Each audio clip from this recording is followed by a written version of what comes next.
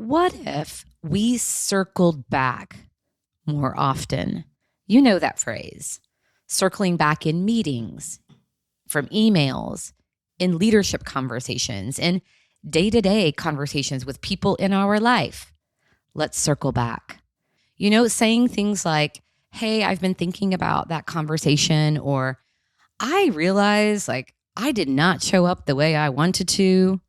As I've continued to play this in my head, I'd love to talk a little bit more about that. So many small misunderstandings could turn into trust builders and connection opportunities. Recently, I experienced what that can actually look like in real life, and I experienced the impact of circling back. My partner, Nick, has been wanting a pop-up sauna for our house. He's mentioned it before, and recently he brought it up again, but the way he approached it felt off to me. It was timid and fear-based, it felt like. In the conversation, he was comparing it to things that I've spent money on recently. He was trying to justify why it would be okay. It was like he was trying to convince me, but he was doing it in a way that felt like he was playing small. It didn't feel good at all. But finally, through the conversation, he did say something really valuable. He said, "This is really important to me." And that's all I needed to hear. So, of course, get that sauna. You've got it all worked out. Conversation over. Or so I thought. About 30 minutes later, I was walking through the kitchen and he was sitting at the kitchen table and he said, "Hey, can we talk for a minute?" I approached that whole conversation about the sauna from a place of fear. He told me that he recognized that old patterns kicked in, that he had shown up from an outdated operating system. And he said, "I'm sorry." And then we just talked. It turned into this really simple moment of connection and understanding. No tension, no drama, just awareness and honesty. And it made me think about how rarely we actually do that.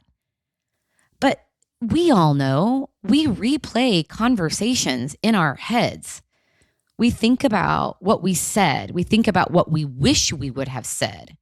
We think about what the other person might have been thinking. But we keep it internal and we miss out on such a huge opportunity to strengthen the relationship. So what if we circled back more often? The very next day after this happened, we had something else pop up. And so I went to Nick and I said, "Hey, that was so valuable for us yesterday. I want to circle back again." And he's like, "Oh gosh, it's much easier when you're the one asking for the circle back." So we had a little laugh about that.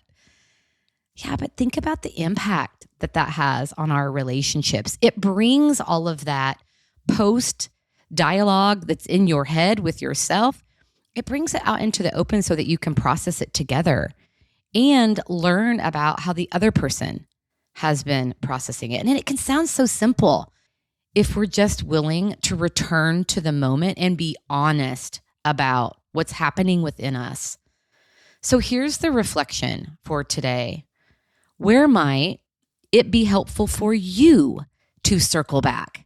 You know, that thing you have been replaying in your head, that conversation, that reaction, that moment that's still sitting with you.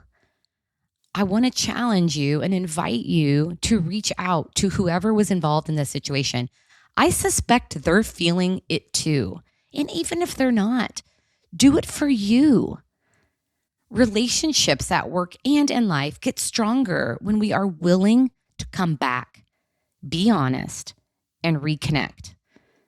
This is the work that we do with leaders at Abundant Empowerment through the leadership development we provide within organizations, through our collab community. There are multiple ways that you can connect.